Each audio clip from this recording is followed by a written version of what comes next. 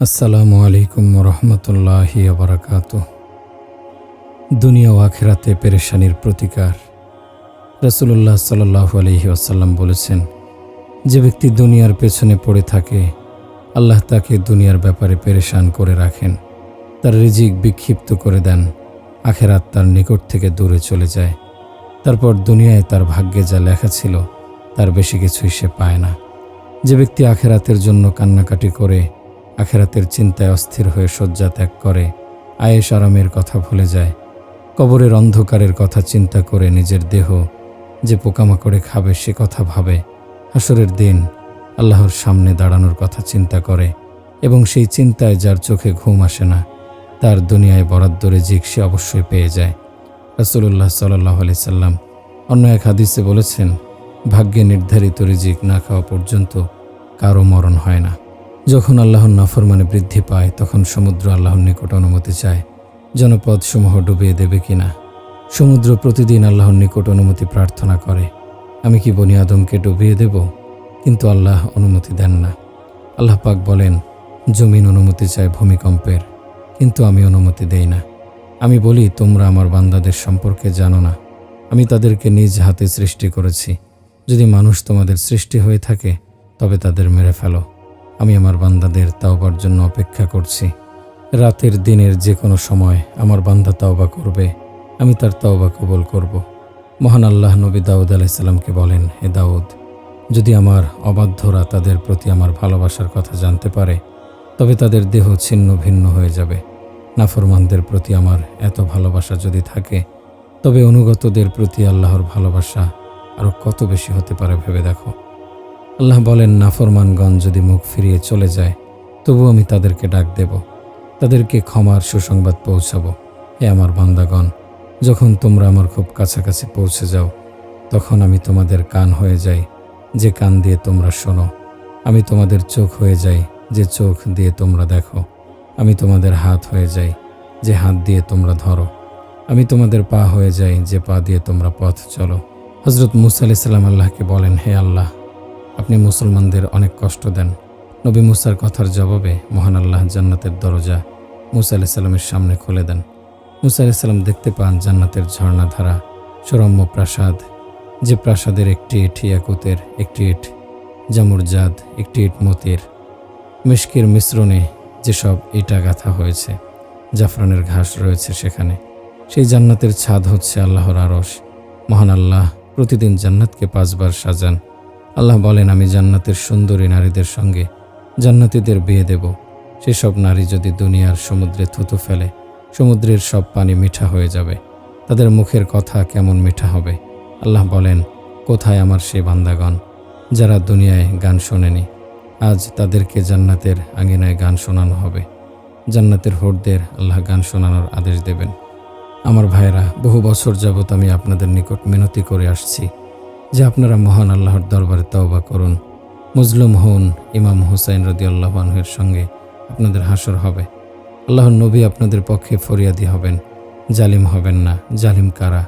অন্যকে হত্যা করে তারাই জালিম নয়। যারা ওজনে কম দেয় তারা জালিম। যারা পণ্যে ভেজাল মেশায় তারা জালিম। যারা ঘুষ লেনদেন করে, যারা সুদ লেনদেন করে তারা জালিম।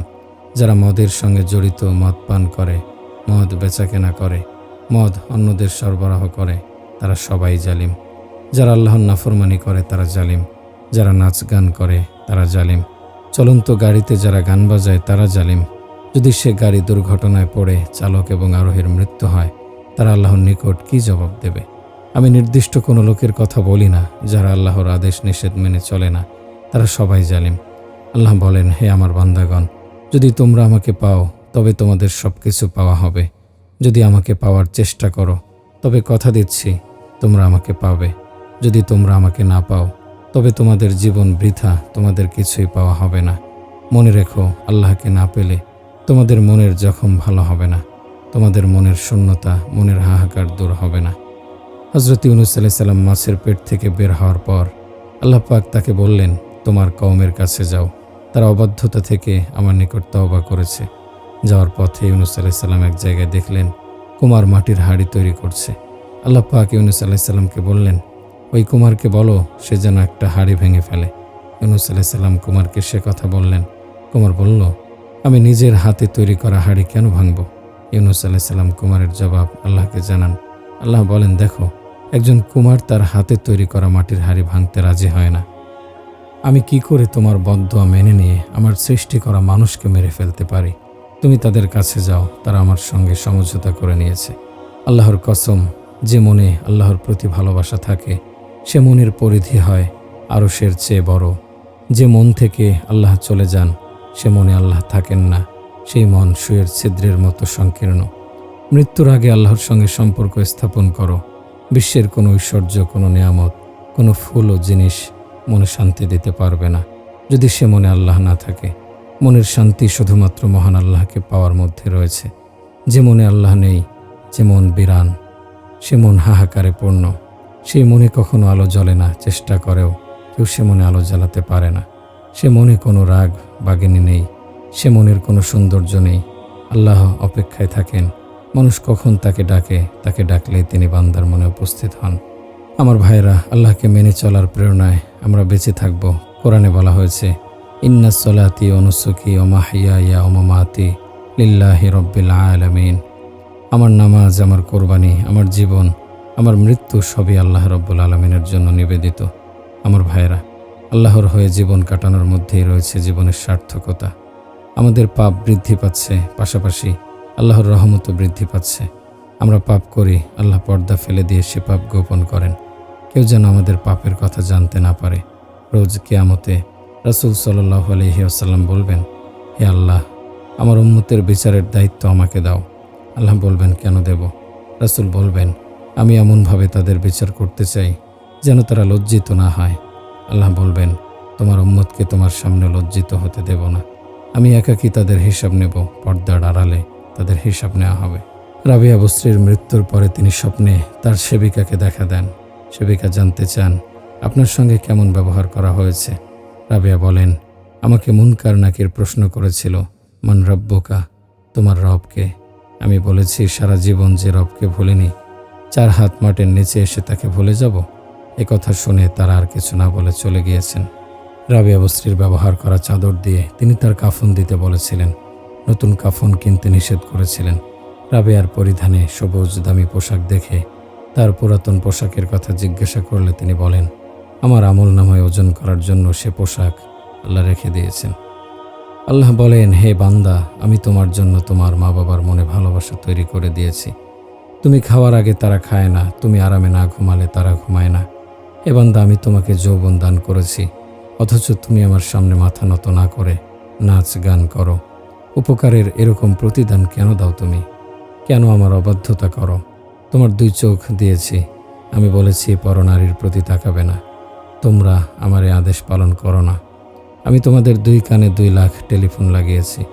এর বিল হিসেবে আমি চেয়েছি তোমরা গান শুনবে না, অশ্লীল কথা শুনবে না। যে জাতির মধ্যে গানের প্রচার প্রসার বেশি হয় সে জাতির মধ্যে ব্যভিচার বৃদ্ধি পায়। যে জাতির মধ্যে ব্যভিচার বৃদ্ধি পায় তারা আল্লাহর দৃষ্টিতে অধঃপতিত হয়ে যায়। আমার ভাইরা, গভীর রাতে কান্নার স্বাদ শিখে নিন। মানুষকে অনেক ভালোবেসেছেন, বাইজি নারীদের কাছে গিয়ে ভালোবেসেছেন। এবার আপনার আসল মনিবকে, আসল মালিককে ভালোবাসুন। এই মন তো আল্লাহর জন্য। এই মনে সমগ্র জগৎকে স্থান দিতে পারেন। আল্লাহকে সাক্ষী রেখে দুনিয়ার সব ঐশ্বর্য, সম্পদ, সৌন্দর্য বাদ দিয়ে আল্লাহর চরণে নিজেকে সমর্পণ করুন। মহান আল্লাহ বান্দাকে ডেকে বলেন, হে মানুষ, আমি তোমার অপেক্ষায় আছি। তুমি আমার কাছে আসো। হে বনি আদম, এসো, তোমাকে অভ্যর্থনা করব। দুনিয়ার রূপ রস গন্ধ দেখে প্রতারিত হইও না, ধোঁকা খেও না। আমি তোমার জন্য অপেক্ষায় আছি। আমার দিকে আসো। আমার কাছে যে আসবে আমি তার হয়ে যাব। আমার দিক থেকে যে ব্যক্তি মুখ ফিরিয়ে চলে যায় আমি তার পেছনে যেতে থাকি, তাকে ডাকতে থাকি, আসো আসো, আমি তোমার জন্য পথ তৈরি করে বসে আছি। তোমার জন্য অপেক্ষা করছি, দরজা খুলে তোমার জন্য অপেক্ষা করছি। হে বান্দা, তুমি যখনই আসবে আমি তখনই তোমার তওবা কবুল করব। তুমি তোমার পাপ দেখে ভয় পেও না, হতাশ হও না। সমগ্র জমিন যদি তোমার পাপে পূর্ণ হয়ে যায়, যদিও সেটা কারো পক্ষে সম্ভব নয়, সব পাহাড় যদি তোমার পাপে ধসে যায়, চাঁদ সূর্যের আলো যদি তোমার পাপ কেড়ে নেয়, যদি তোমার পাপে সব কিছু কালো হয়ে যায়, নক্ষত্রের উজ্জ্বলতা তোমার পাপে যদি বিলীন হয়ে যায়, তোমার পাপের দুর্গন্ধ যদি আকাশের ছাদ ছুঁয়ে যায়, তোমার পাপের কারণে যদি ফেরেশতারা অস্থির হয়ে যায়, তবু আমি তোমার রব তোমাকে কথা দিচ্ছি, তোমার তওবার একটি কথা উচ্চারণে আমি তোমাকে ক্ষমা করে দেব। তুমি শুধু বলবে, হে আল্লাহ, আমাকে ক্ষমা করে দাও। তোমার সকল পাপ ক্ষমা করে দিলেও আমার কোনো পরোয়া নেই। হে আমার বান্দা, আমি 7 আসমান বানিয়েছি, ক্লান্ত হইনি। 7 জমিন বানিয়েছি, ক্লান্ত হইনি। তোমাকে রিজিক দিতে, রুটি খাওয়াতে আমি ক্লান্ত হব? তুমি কেন সুদের দিকে যাচ্ছ? তুমি কেন বলছো সুদ ব্যতীত অর্থনীতি চলতে পারে না? তুমি কেন ঘুষের কালিমায় নিজেকে জড়িয়েছ? তুমি কেন মিথ্যার কালিমায় নিজেকে জড়িয়েছ? তুমি কেন অন্যের অর্থ সম্পদ লুট করছো? ফেরাউনকে আমি 400 বছর খাওয়াইয়েছি, নমরুদকে শত শত বছর খাওয়াইয়েছি, আদ সামুদ জাতিকে বহুকাল খাইয়েছি, এখনও কাফেরদের খাওয়াচ্ছি, তারা তো মানুষ। আমি জঙ্গলের সাপ, বিচ্ছু, বাঘ, ভাল্লুককে খাইয়েছি, শিয়ালকে খাইয়েছি, কোটি কোটি পিপিলিকাকে খাইয়েছি, একটি পিপিলিকাকেও আমি কি ভুলেছি? না, ভুলিনি। সমুদ্রের মাছ, সমুদ্রের গভীর নানা প্রাণী, বনের পশু পাখি কাউকে বাদ রাখেনি, সবাইকে জীবিকা দিয়েছি। পিতামাতা 2 জন 4 জন সন্তানকে খেতে দিতে পারে না, আর আমি নদী সমুদ্রের যত প্রাণী, বনের যত পশু পাখি সবাইকে খাওয়াচ্ছি। সৃষ্টির কাউকে আমি ভুলিনি, ভুলতে পারি না। কোটি কোটি মানুষ, পশু পাখি, কত বয়সের প্রাণী, আমি সবাইকে নিয়মিত পালন করে চলেছি, সবাইকে খেতে দিচ্ছি।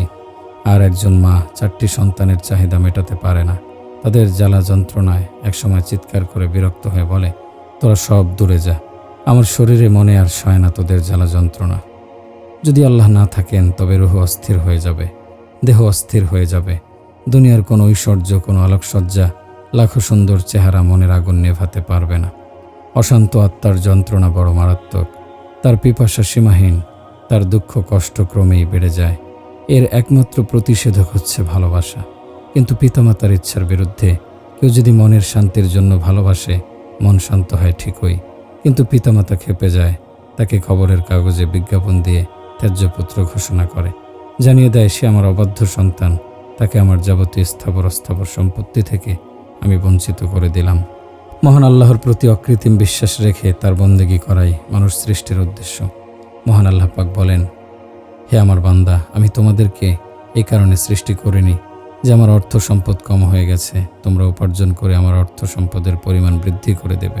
তোমাদের এই কারণে সৃষ্টি করিনি যে একা থাকতে ভালো লাগছিল না, তোমাদের সান্নিধ্যে আনন্দের সময় কাটাবো।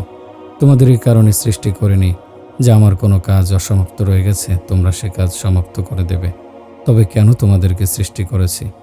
তোমাদের সৃষ্টি করার কারণ হচ্ছে তোমরা সারা জীবন আমার বন্দেগী করবে, সবসময় আমাকে স্মরণ করবে, সকাল সন্ধ্যায় আমার নামের তসবিহ পাঠ করবে। এটাই হচ্ছে তোমাদেরকে দুনিয়ায় পাঠানোর উদ্দেশ্য। স্রষ্টাকে রাজি খুশি করার জন্য কাজ করাই মানুষ সৃষ্টির একমাত্র উদ্দেশ্য। আমার ভাইয়েরা, সঙ্গীতের মূর্ছনায়, মদের পেয়ালায়, সুন্দরী নারীদের বাহুবন্ধনে আবদ্ধ হওয়ার মধ্যে কি শান্তি পাওয়া যায়? রাষ্ট্রীয় ক্ষমতার দাপট, অর্থ সম্পদ, হীরা জহরত, মণিমুক্তার মধ্যে কি শান্তি পাওয়া যায়? নাচগানের আসরে, সুরম্য অট্টালিকায়, বিলাসিতায় ডুবে থেকে কি শান্তি পাওয়া যায়? নরম কোমল বিছানায় আরও নরম নারীর বাহুডোরে কি শান্তি লুকিয়ে আছে? না, নেই। যদি থাকে আমি উল্টো মুখে ঝুলতে রাজি আছি। যদি সব কিছুতে শান্তি থাকে তবে আল্লাহর কোরআন মিথ্যা হয়ে যাবে। কোরআনে আল্লাহ বলেছেন, আলা বিযিকরিল্লাহি তাতমাইন্নুল কুলুব। শোনো হে মানুষ, শোনো, আল্লাহর স্মরণের মধ্যেই রয়েছে শান্তি, অন্য কিছুতে শান্তি নেই। শেখ আব্দুল কাদের জিলানী রহমতুল্লাহি আলাইহির নিকটে এসে একজন মহিলা বলল, হুজুর, আল্লাহ পর্দার আদেশ দিয়েছেন, তা না হলে আমি চেহারার নেকাব সরিয়ে ফেলতাম, তাহলে আপনি বুঝতেন আল্লাহ আমাকে কত রূপ দিয়েছেন, অথচ আমার স্বামী দ্বিতীয় বিয়ে করতে চান। এ কথা শুনে শেখ আব্দুল কাদের জিলানী রহমতুল্লাহি আলাইহি বেহুশ হয়ে গেলেন। বেশ কিছুক্ষণ পর হুঁশ ফিরে এলে তাকে অজ্ঞান হওয়ার কারণ জিজ্ঞাসা করা হলো। তিনি বললেন, দেখো, সামান্য একজন নারী, সে তার ভালোবাসার ভাগ কাউকে দিতে চায় না। বিশ্বজগতের বাদশাহ, স্রষ্টা ও প্রতিপালক কি করে নিজের অংশীদার মেনে নেবেন? এ কথা মনে হতে আমি অজ্ঞান হয়ে গিয়েছিলাম। সাহাবে আনাস রাদিয়াল্লাহু আনহুর ভুট্টো এসে বলল, পানির অভাবে বাগানের গাছপালা শুকিয়ে যাচ্ছে, পানি না পেলে সব গাছ মরে যাবে। সে সময় এখনকার মতো পুকুর ছিল না, নলকূপ ছিল না। আনাস রাদিয়াল্লাহু আনহু তার ভুট্টোকে বললেন, যাই নামাজ নিয়ে এসো। তারপর তিনি নামাজে দাঁড়ালেন। এরপর কয়েক রাকাত নামাজ আদায় করলেন। প্রতি 2 রাকাত আদায়ের পরেই জিজ্ঞাসা করছিলেন, দেখো কিছু দেখা যায় কিনা। 6 রাকাত আদায়ের পর আকাশে মেঘ দেখা দিল। 8 রাকাত আদায়ের পর অঝোর ধারায় ঝমঝম করে বৃষ্টি নামল। আনাস রাদিয়াল্লাহু আনহু ভর্তকে বললেন, দেখে এসো বৃষ্টি অন্য কোথাও হয়েছে কিনা। ভর্ত দেখে এসে বলল, শুধু আমাদের বাগানের সীমানায় বৃষ্টি হয়েছে, অন্য কোথাও হয়নি। শরাহবিল ইবনে হাসানা রাদিয়াল্লাহু আনহু ছিলেন রাসূল সাল্লাল্লাহু আলাইহি সাল্লামের একজন ক্ষীণকায় সাহাবী। তিনি ওহী লেখকদের অন্যতম ছিলেন। মুসলমানরা মিশরে একটি দুর্গ বেশ কয়েকদিন যাবৎ অবরোধ করে রেখেছিল। কিছুতেই সে দুর্গ জয় করা যাচ্ছিল না। একদিন শরাহবিল ইবনে হাসানা রাদিয়াল্লাহু আনহু ইমানের জোশে বলিয়ান হয়ে দুর্গের দ্বারে গেলেন। তারপর বললেন, ওহে কিপ্তিরা শোনো, আমি এমন সর্বশক্তিমান আল্লাহর পক্ষ থেকে তোমাদেরকে আহ্বান জানাচ্ছি, যদি আল্লাহ ইচ্ছা করেন তবে মুহূর্তের মধ্যে তোমাদের দুর্গের পতন ঘটাতে পারেন। এ কথা বলেই শাহাদাত আঙ্গুল তুলে বললেন, লা ইলাহা ইল্লাল্লাহু আল্লাহু আকবার। এ কথা বলার সঙ্গে সঙ্গে সমগ্র দুর্গ হুড়মুড় করে ভেঙে মাটিতে পড়ে গেল। এই দুই চোখে কত অন্যায় অবৈধ দৃষ্টি দিয়েছি, কিন্তু আল্লাহ তো চোখ অন্ধ করে দেননি। এই কানে কত অশ্লীল কথা গান বাজনা শুনেছি, আল্লাহ তো কানকে বধির করে দেননি। প্রবৃত্তির দাসত্ব কত খারাপভাবে করেছি, কিন্তু মহান আল্লাহ আযাবের চাবুক দিয়ে কখনো আঘাত করেননি। এই দুই পা দিয়ে কত আপত্তিকর অবৈধ জায়গায় গেছি, আল্লাহ তো পা খোড়া করে দেননি। এই মস্তিষ্ক দিয়ে কত বাজে চিন্তা করেছি, মহান আল্লাহ তো মস্তিষ্ক বিকৃত করে দেননি। এই মনে কত মাখলুককে ভালোবেসেছি, স্রষ্টাকে বাদ দিয়ে সৃষ্টিকে ভালোবাসার অপরাধে আল্লাহ মনের ভালোবাসার শক্তি তো কেড়ে নেননি, বরং আল্লাহ বান্দাকে তার দিকে ফিরে যাওয়ার তওবা করার জন্য সুযোগ দিয়েছেন। ইসলামের ইতিহাসে দুইজন ব্যক্তি সম্পর্কে বলা হয়ে থাকে, যদি তারা না থাকতেন তবে ইসলাম থাকতো না। এদের একজন হচ্ছেন আবু বকর রাদিয়াল্লাহু আনহু, অন্যজন ইমাম আহমদ ইবনে হাম্বল রাহমাতুল্লাহি আলাইহি। কোরআন সৃষ্টি কিনা এ বিষয় নিয়ে এক বড় রকমের ফিতনা তৈরি করা হয়। সমকালে ওলামাগণ নীরবতা পালন করেন, কারণ শাসক ছিল ফিতনা সৃষ্টিকারীদের পৃষ্ঠপোষক। কোরআন বিষয়ে ফিতনা সম্পর্কে শাসক দলের মতামত মেনে না নেয় বহু আলেমকে দেশ ত্যাগে বাধ্য করা হয়। আহমদ ইবনে হাম্বল রাহমাতুল্লাহি আলাইহি কোথাও যাননি এবং নিজের বিবেকের বিরুদ্ধে কথা বলেননি। তিনি বলেছেন, কোরআন মাখলুক বা সৃষ্টি নয়, এ কথার ওপর অটল থাকলেন। তিনি বললেন, কোরআন আল্লাহর কালাম, এটা কিছুতে মাখলুক নয়। 4 দিনের বিতর্কের আয়োজন করা হলো। 3 দিনের বিতর্কে মুতাজিলারা হেরে গেল। 4র্থ দিনের শেষ বিতর্কের আগে ইমাম আহমদ মনে মনে বিমর্ষ হয়ে পড়েন। মনে মনে বলেন, বৃদ্ধ বয়সে কি করে চাবুকের আঘাত সহ্য করব? চাবুকের ভয়ে কুফরি কালেমা স্বীকার করে না হয় পরে তওবা করে নেব। ঘরে ফিরে যেতে যেতে আহমদ ইবনে হাম্বল মনে মনে এসব কথা ভাবছিলেন। হঠাৎ একজন লোক ভিড় ঠেলে তার সামনে এসে দাঁড়ালো। বলল, ইমাম আহমদ, আপনি কি আমাকে চেনেন? ইমাম আহমদ বললেন, না তো, চিনি না। আগন্তুক বলল, আমার নাম আবুল হাইসাম, আমি বাগদাদের কুখ্যাত চোর। দেখুন, বনু আব্বাসের চাবুকের বহু আঘাত আমি সহ্য করেছি, কিন্তু চুরি ছাড়িনি। আপনি বনু আব্বাসের চাবুকের ভয়ে সত্য ত্যাগ করবেন না। আপনি যদি সত্য ত্যাগ করেন তবে সমগ্র উম্মত পথভ্রষ্ট হয়ে যাবে। ইমাম আহমদ রহমতুল্লাহি আলাইহি পরে বলতেন, আল্লাহ আবুল হাইসামের প্রতি রহমত করুন। সে চোর হলেও আমার মনে অটুট মনোবল তৈরি করেছে। আমি তার কথায় মনের সংকল্প স্থির করেছিলাম। মুতাজিলাদের বলেছিলাম, আমি সত্য ত্যাগ করতে পারবো না, যদি চাবুকের আঘাতে আমাকে মেরেও ফেলা হয়। তারপর আমাকে চাবুকের 60টি আঘাত করা হয়েছিল, সারা দেহ রক্তাক্ত হয়ে গিয়েছিল। কিন্তু ইমাম আহমদ তার কথায় অটল থাকলেন যে কোরআন মাখলুক নয়, বরং আল্লাহর কালাম। চাবুকের আঘাতে জর্জরিত করার সময় খলিফা উজির আহমদ ইবনে হাম্বলের নিকট গিয়ে আস্তে আস্তে বলেছিলেন, আপনি এখনও স্বীকার করুন কোরআন মাখলুক, তাহলে চাবুকের শাস্তি থেকে রেহাই পাবেন। কিন্তু জ্ঞান না হারানো পর্যন্ত ইমাম তার কথায় অটল থাকলেন। আল্লামা কুরতুবী তার রচিত তাজকিরাহ নামক গ্রন্থে একটি ঘটনা উল্লেখ করেছেন। একজন ব্যবসায়ী দোকানে গিয়ে তার তরাজু ভেঙে ফেলেছিল। অন্য একজন কারণ জানতে চাইল। ব্যবসায়ী বলল, আমার প্রতিবেশী মৃত্যুশয্যায় কালেমা পড়তে পারেনি। আমি তাকে কালেমা পড়তে বলায় সে বলল, পড়তে পারছি না, তরাজুর কাঁটা গলায় আটকে গেছে। সেই ব্যবসায়ী ওজনে কম দিয়ে অনেক ধনী হয়েছে, কিন্তু মৃত্যুকালে ঈমান নিয়ে কবরে যেতে পারেনি। আমার এক আত্মীয় 1962 সালে অনেক টাকার মালিক হলেন, বড় অফিসার ছিলেন। তিনি বলতেন, আমি আজ যদি মরে যাই তাহলে আমার সন্তানদের কারো মুখাপেক্ষী হতে হবে না। উপার্জনে তিনি হালাল হারাম বাজ বিচার করেননি। সেই অফিসারের মৃত্যুর পর তার বড় ছেলেকে আমি বলতে শুনেছি, যদি আমাদের বাবা হারাম টাকা উপার্জন না করতেন তবে আমরা সুখে থাকতাম। সুদ ঘুষি শুধু হারাম নয়, ওজনে কারচুপি হারাম, কাঁচা রঙে পাকা বানিয়ে বিক্রি করা হারাম, জিনিসে ভেজাল মেশানো হারাম, মিথ্যা কসম করে পণ্য বিক্রি করা হারাম। এসব হারাম উপার্জনের টাকায় কেনা খাবার খাওয়া সম্পূর্ণ হারাম। আল্লাহ রাসূল সাল্লাল্লাহু আলাইহি সাল্লাম বলেছেন, যে ব্যক্তি সকাল থেকে সন্ধ্যা পর্যন্ত সন্তানদের জন্য হালাল রুজি উপার্জন করার কাজে ক্লান্ত হয়ে যায়, তার সব পাপ ক্ষমা করে দেয়া হয়। ব্যাংকে টাকা রাখতে আপনাদের নিষেধ করা হচ্ছে না, কিন্তু সেভিংস অ্যাকাউন্ট নয়, বরং কারেন্ট অ্যাকাউন্টে লেনদেন করবেন। আমার ভাইয়েরা, আমাদের দুনিয়ায় আসার একমাত্র উদ্দেশ্য হচ্ছে মহান আল্লাহকে সন্তুষ্ট করা। পানাহার, বিয়ে শাদী, জামা কাপড়, কৃষিকাজ, ব্যবসা বাণিজ্য, রাজনীতি, আইন আদালত, এসবই হচ্ছে আমাদের প্রয়োজন। কিন্তু এসব কিছুর জন্য তো আমাদেরকে সৃষ্টি করা হয়নি। বিশ্বে যা কিছু আছে, কোরআনে বলা হয়েছে সব কিছুই মানুষের জন্য সৃষ্টি করা হয়েছে। আর মানুষকে সৃষ্টি করা হয়েছে সর্বশক্তিমান আল্লাহর ইবাদত বন্দেগী করার জন্য। কোরআনের একটি আয়াতে বলা হয়েছে, আমার নামাজ, আমার কোরবানি, আমার জীবন, আমার মৃত্যু সব কিছু সর্বশক্তিমান আল্লাহর জন্য নিবেদিত। আমরা আল্লাহর জন্য বাঁচতে চাই, নিজের জন্য নয়। যারা আল্লাহর জন্য বাঁচে তারা মরেও বেঁচে থাকে, যারা নিজের জন্য বাঁচে তারা বেঁচেও মরে যায়। তাদের জীবনের কোনো মূল্য নেই। যুগ জামানো ইতিহাস কেউ তাদের মনে রাখে না। তারা পেটের উপাসক হয়ে বেঁচে থাকে। যারা আল্লাহর জন্য মরে যায়, ইতিহাস তাদের মনে রাখে। আল্লাহর নিকট তারা বিশেষ মর্যাদা পায়। আল্লাহ বলেছেন, ওয়াকান আল্লাহু শাকিরান আলিমা, নিশ্চয় আল্লাহ বান্দার পরিশ্রমের মূল্যায়ন করেন। নাবাতা ইবনে ইয়াজিদ নাখি রহমতুল্লাহি আলাইহি আল্লাহর রাস্তায় বের হয়েছিলেন। এক জায়গায় যাত্রা বিরতির সময় তার বাহন গাধাটি মরে যায়। সাথীরা তাদের বাহনে মাল সামানা উঠিয়ে নিয়ে যেতে চাইল। নাবাতা রাজি হলো না। একপাশে গিয়ে আল্লাহু আকবার বলে নামাজে দাঁড়ালো। 2 রাকাত আদায়ের পর মোনাজাত করে বলল, হে আল্লাহ পাক, তুমি বিক্ষিপ্ত হাড় জড়ো করে জিন্দা করতে পারো। তুমি ধনী, আমি দরিদ্র। তুমি বেনিয়াজ, আমি মুহতাজ। চলার পথে বাহন ব্যতীত আমি কিভাবে ভ্রমণ করব? আমার গাধাকে জিন্দা করে দাও। তারপর লাঠি হাতে গাধার দেহে আঘাত করে বললেন, ওঠ। সঙ্গে সঙ্গে 2 কান নাড়া দিয়ে গাধা উঠে দাঁড়ালো। নামাজ মৃত গাধাকে জিন্দা করে দেয়। নামাজ জীবনের সব সমস্যার সমাধান দিতে পারে। যে মন আল্লাহর প্রতি ভালোবাসা থেকে মুক্ত হয়ে যায়, সে মন পাপ কাজে স্বাদ খোঁজে। চোখ, কানের ক্ষেত্রেও একই কথা প্রযোজ্য। কাল কিয়ামতে আল্লাহর সামনে উপস্থিত হতে হবে, সে কথা কি মনে জাগে না? একটুখানি হার্ট অ্যাটাক হলেই জীবনের খেলা শেষ।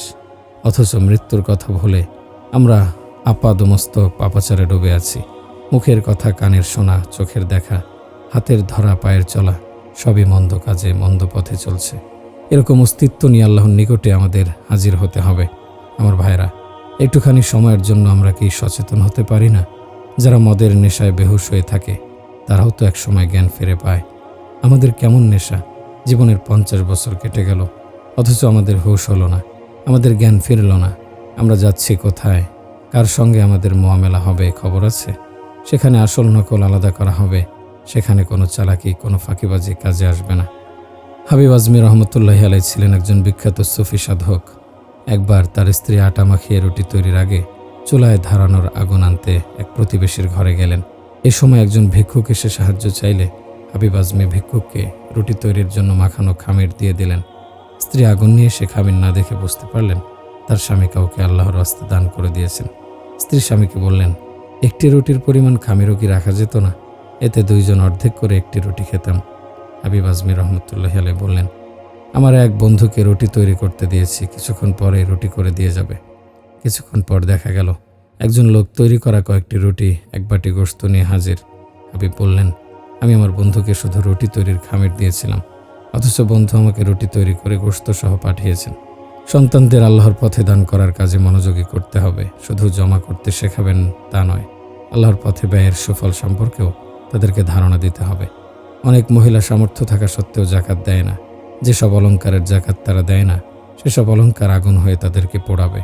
কত সামর্থ্যবান পুরুষ জাকাত ফরজ হওয়া সত্ত্বেও জাকাত দেয় না। তারা ভেবে দেখে না, ফরজ হওয়া জাকাত দেয়া হলে তার চেয়ে অনেক বেশি পরিমাণ অর্থ সম্পদ আল্লাহ ফিরিয়ে দেন। যে ব্যক্তি আল্লাহকে পায় না, আল্লাহর সঙ্গে সম্পর্ক তৈরি করে না, সে দরিদ্র, সে ফকির। পক্ষান্তরে যারা আল্লাহকে ভালোবাসার স্বাদ পায়, আল্লাহর নামের মিষ্টতা অনুভব করে, নির্জনে আল্লাহর সামনে বসে, তারা কাঁদে।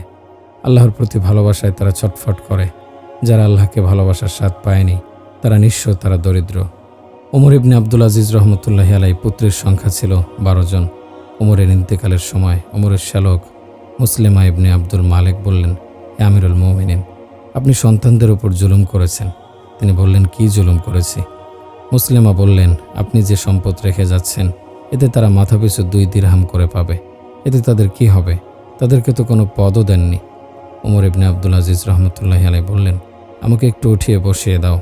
বসার পর সব সন্তানকে ডাকলেন। তাদের সামনে শ্যালক মুসলিমা ইবনে আব্দুল মালিককে বললেন, তুমি যাদের নিকট থেকে জোর করে চাঁদাবাজি করে এ টাকা এনেছ তাদেরকে ফিরিয়ে দাও, আর আমার সন্তানদের ভবিষ্যতের কথা তোমাকে ভাবতে হবে না। তারপর সন্তানদের বললেন, আমার সামনে দুটি পথ ছিল, একটি সৎপথ, একটি অসৎ পথ। সৎপথে উপার্জন করে তোমাদের জন্য সঞ্চয়ের কোনো সুযোগ ছিল না, আর অসৎ পথে হালাল হারাম মিশিয়ে আমি তোমাদের জন্য অনেক টাকা রেখে যেতে পারতাম, কিন্তু আমি পরিণামে দোজখে যেতাম। দোজখের শাস্তি সহ্য করতে পারবো না, এ কারণে হারাম উপার্জনের পথে আমি যাইনি। তোমরা যদি সৎ পথে থাকো তবে যা কিছু প্রয়োজন আল্লাহর নিকট থেকে চেয়ে নেবে। আল্লাহ বলেছেন, ওহুয়া ইয়াতাওয়াল্লাহুস সালিহিন, মহান আল্লাহ হচ্ছেন পুণ্যবানদের বন্ধু। তারপর ওমর ইবনে আব্দুল আজিজ রহমতুল্লাহি আলাইহি তার শালক মুসলিমাকে বললেন, মুসলিমা, আমার সন্তানরা যদি সৎ পথে থাকে তবে আল্লাহ তাদেরকে ধ্বংস করবেন না, আর যদি তারা আল্লাহর নাফরমান হয় তবে তারা ধ্বংস হয়ে গেলে আমার কোনো দুঃখ নেই। ইতিহাস সাক্ষ্য দিচ্ছে, পরবর্তীকালে উমাইয়া শাহজাদা এবং মুসলিমা ইবনে আব্দুল মালেকের সন্তানগণ মাথাপিছু 10 লাখ দিরহাম পেয়েছিল, তবু তাদের সন্তানদের মসজিদের সিঁড়ির নিচে বসে ভিক্ষা করতে দেখা গেছে। অথচ ওমর ইবনে আব্দুল আজিজের সন্তান সুখের স্বাচ্ছন্দ্যে দান খয়রাত করে জীবন কাটিয়েছে। আমার ভাইয়েরা, মহান আল্লাহ কোরআনে নবীদের কিস্সা কাহিনী কেন শুনিয়েছেন? এসব শুনিয়ে মুসলিম জাতিকে জানিয়েছেন যে আমার রহমত পাওয়ার যোগ্যতা যখন আমার বান্দাগণ হারিয়ে ফেলে তখন আমি তাদেরকে শাস্তি দিই। মহান আল্লাহ বলেন, তোমরা যখন আমার বান্দা হয়ে জীবন কাটাও তখন আমি তোমাদের প্রতি সন্তুষ্ট হই। যখন আমি সন্তুষ্ট হই তখন বরকত নাজিল করি, আমার বরকতের কোনো শেষ নেই। তোমরা যখন আমার নাফরমানি করো তখন আমি ক্রুদ্ধ হই, আমি যখন রাগ করি তখন আমার লানত বর্ষিত হয়। সেই লানত তোমাদের 7 পুরুষ পর্যন্ত চলতে থাকে। যে জাতির উপর আল্লাহর লানত বর্ষিত হয় সে জাতিকে কে রক্ষা করতে পারে? আল্লাহর আদেশ নিষেধ যারা পালন করে না তাদের উপরেই আল্লাহর লানত বর্ষিত হয়। আমার ভাইরা, আল্লাহর তরিকা, আল্লাহর নবীর তরিকা যারা অপছন্দ করেছে আল্লাহ তাদেরকে ধ্বংস করে দিয়েছেন। নিজেদের দুষ্কর্মের কারণেই তাদের জীবন ধ্বংস হয়েছে। কারণ মুসা আলাইহিস সালামের নামে অপবাদ দিয়েছিল। মুসা আলাইহিস সালাম সিজদায় গিয়ে আল্লাহর নিকট নালিশ করলেন। আল্লাহ মুসাকে বললেন, মাটিকে তোমার অনুগত করে দিয়েছি, যা বলবে মাটি সে আদেশ পালন করবে। মুসা আলাইহিস সালাম জমিনকে আদেশ দিলেন, কারণকে পাকড়াও করো। জমিন কারণকে পাকড়াও করে নিচে টেনে নিয়ে যাচ্ছিল। কারণ চিৎকার করে বলেছিল, মুসা, আমাকে ক্ষমা করে দাও। মুসা আলাইহিস সালাম তার কথা শুনলেন না। মাটিকে বললেন, কারণকে নিচে নিয়ে যাও। কারণ মাটির নিচে চলে গেল, তার ধন সম্পদ সবকিছু সঙ্গে নিয়ে। আল্লাহ মুসাকে বললেন, মুসা, কারণ বারবার তোমার নিকট ক্ষমা চাইল, তুমি তাকে ক্ষমা করলে না। সে যদি আমার নিকট একবার ক্ষমা চাইতো তবে আমি তাকে ক্ষমা করে দিতাম। মহান আল্লাহর রহমতের ব্যাপ্তি এত বেশি যে তিনি কারণের মতো দুর্বৃত্তকেও ক্ষমা করতে প্রস্তুত যদি সে তাকে ডাকে, তার নিকট তওবা করে। জিবরাইল আলাইহিস সালাম রাসূল সাল্লাল্লাহু আলাইহি সাল্লামের নিকট বলেছেন, হে রাসূল, নীল নদে ফেরাউন যখন ডুবে যাচ্ছিল তখন আল্লাহর ওপর মুসার ওপর ঈমান আনার কালেমা পড়তে চাচ্ছিল। আমি কাদা দিয়ে তার মুখ বন্ধ করে দিয়েছি। আমি চাইনি এত বড় জালিম, এত বড় অত্যাচারী কালেমা পড়ে ঈমান এনে ক্ষমা পেয়ে যাক। সে যদি তওবা করত তবে আল্লাহর রহমত এত ব্যাপক যে আল্লাহ তাকে ক্ষমা করে দিতেন। যে মনিবুর রহমত এত ব্যাপক, তার সামনে নত হওয়ার মধ্যেই রয়েছে মানব জীবনের সফলতা, মানব জীবনের সার্থকতা। তবে আল্লাহ দয়ালু, একথা ভেবে যা খুশি তা করার অনুমতি কাউকে দেয়া হয়নি। কুকুরকে খেতে দিলে, ঘোড়াকে খেতে দিলে তারা মাথা নিচু করে খাবার খায়, মনিবের প্রতি কৃতজ্ঞতা প্রকাশ করে। অথচ মানুষের প্রতি আল্লাহর রহমত করবেন, মানুষ আল্লাহর নাফরমানি করবে, এটা কি মেনে নেওয়া যায়? নাফরমানির সাজা মানুষকে পেতেই হবে। হাসরের ময়দানে দোজখে যাওয়া 2 জন লোককে আল্লাহর আদেশে বের করে আনা হবে। আল্লাহ তাদেরকে বলবেন, তোমরা আবার দোজখে ফিরে যাও। একজন সঙ্গে সঙ্গে দোজখে গিয়ে ঝাঁপ দেবে, অন্যজন যাবে আর পেছনের দিকে তাকাবে। আল্লাহ ফেরেশতাদের মাধ্যমে 2 জনকে পুনরায় ডেকে তাদের কাজের ব্যাখ্যা চাইবেন। দোজখে ঝাঁপ দেয়া ব্যক্তি বলল, আমি তো আপনার আদেশ দুনিয়ায় পালন করিনি, এ কারণে দোজখে গেছি। দোজখ থেকে বের করে পুনরায় দোজখে আপনার আদেশ অমান্য করার সাহস আমার হয়নি, এ কারণে সঙ্গে সঙ্গে দোজখে যাচ্ছি। অন্যজন বলল, আমি নিজের পাপের কারণে দোজখে গেছিলাম, কিন্তু আপনি ডেকে আনলেন, তারপর কি মনে করে আবার দোজখে যেতে বললেন? আমি পেছনে ফিরে বারবার তাকাচ্ছিলাম, এই কারণে যে হয়তো আপনার দয়া হতে পারে, আপনি দোজখে যাওয়া থেকে আমাকে ফিরিয়ে রেখে জান্নাত দিতে পারেন। উভয়ের কথা শুনে আল্লাহ মুগ্ধ হলেন। তাদের বললেন, যাও, তোমাদের ক্ষমা করে দেয়া হলো, তোমরা উভয়ে জান্নাতে যাও। আল্লামা ইবনে কাইয়িম রহমতুল্লাহি আলাইহি ছিলেন একজন বিশিষ্ট ইসলামী চিন্তাবিদ। তার লেখা বহু গ্রন্থ রয়েছে। একটি গ্রন্থের নাম হচ্ছে মাদারিজুস সালিকিন। এই গ্রন্থে তিনি নামাজীদের 5 ভাগে ভাগ করেছেন। 1, এই শ্রেণীর নামাজীরা নামাজে অলসতা করে। কোরআনের সূরা মাউনে আল্লাহ বলেন, সুতরাং দুর্ভোগ সেই সালাত আদায়কারীদের যারা তাদের সালাত সম্বন্ধে উদাসীন, যারা লোক দেখানোর জন্য উহা করে। এই শ্রেণীর লোক হবে দোজখী। ওহাইল নামক দোজখের একটি স্থান রয়েছে, সেই স্থানে দোজখীদের কঠিন শাস্তি দেয়া হবে। নামাজে অলসতাকারীদের সেই স্থানে নিক্ষেপ করে শাস্তি দেয়া হবে। সেখানকার এক একটি বিচ্ছু হচ্ছে কচ্ছরের মতো বড়। একটি বিচ্ছুর একেবারের দংশনে 40 বছর যাবৎ যাকে দংশন করা হবে সে যন্ত্রণা ভোগ করবে। 2. এই শ্রেণীর নামাজিকে বলা হয় মুহাসেব। এরা 5 ওয়াক্ত নামাজ আদায় করে ঠিকই মসজিদেও যায়, কিন্তু তাদের মন কখনোই নামাজের প্রতি থাকে না। ধরুন আপনার সঙ্গে আমি কথা বলছি, আপনি অন্যদিকে তাকিয়ে থাকলেন, কখনো উপরের দিকে তাকালেন, আপনার সাথে কথা বলতে ইচ্ছা হবে? আপনার আচরণকে আমার নিকট মনে হবে স্পষ্ট বেয়াদবি। 3. এই শ্রেণীর নামাজি কখনো নামাজের প্রতি মনোযোগী হয়, কখনো তাদের মনোযোগ বিক্ষিপ্ত হয়, তবে নামাজ তারা নিয়মিত আদায় করে। এদেরকে আল্লাহ 33 নম্বর দিয়ে কোনো রকমে পাশ করিয়ে দেবেন। 4.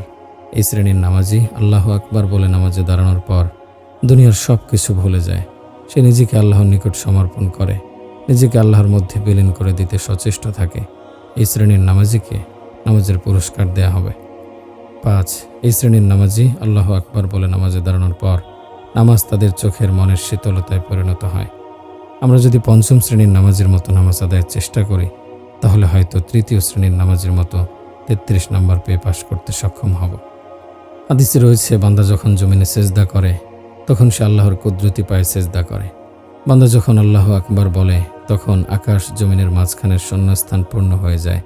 আরশের পর্দা উঠিয়ে দেয়া হয়, জান্নাতের দ্বার খুলে দেয়া হয়, জান্নাতের হুরগণ দরজা খুলে জান্নাতীদের দেখতে থাকে।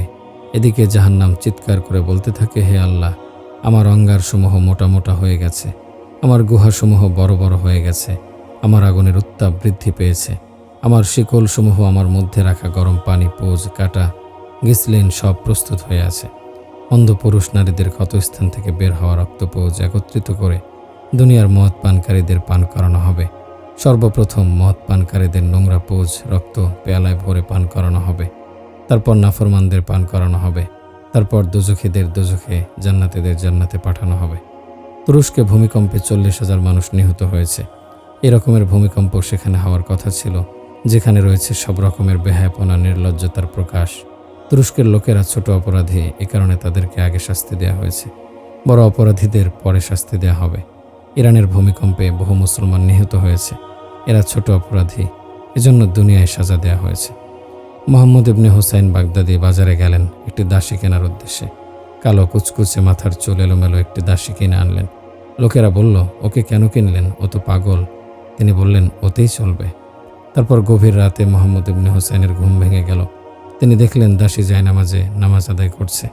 নামাজ শেষে মোনাজাত করল, হে আল্লাহ, আমার জন্য তোমার যে ভালোবাসা আছে সেই ভালোবাসার দোহাই, তুমি আমাকে ক্ষমা করে দাও। মোহাম্মদ ইবনে হুসাইন বললেন, ও হে দাসী, কথাটা তো উল্টো হবে। তোমার বলা উচিত, হে আল্লাহ, তোমার জন্য আমার যে ভালোবাসা রয়েছে। দাসী বলল, আমার কথায় আপনি কেন হস্তক্ষেপ করছেন? আমার মোনাজাত ঠিকই আছে। আল্লাহ তাআলা আমাকে ভালোবাসেন, এই কারণেই আমাকে জায়নামাজে বসিয়ে রেখেছেন, আর আপনাকে রেখেছেন ঘুমের জন্য আরামের বিছানায়। তারপর দাসী আল্লাহর নিকট মোনাজাত করল, হে মহান আল্লাহ, তোমার আমার মধ্যে যে সম্পর্ক ছিল সেটা তো জানাজানি হয়ে গেছে, তুমি আমাকে তোমার কাছে নিয়ে যাও, আমি এই দুনিয়ায় আর থাকতে চাই না। সকালে মোহাম্মদ ইবনে হুসাইন দেখতে পেলেন তার দাসী জায়নামাজে প্রাণহীন অবস্থায় পড়ে আছে।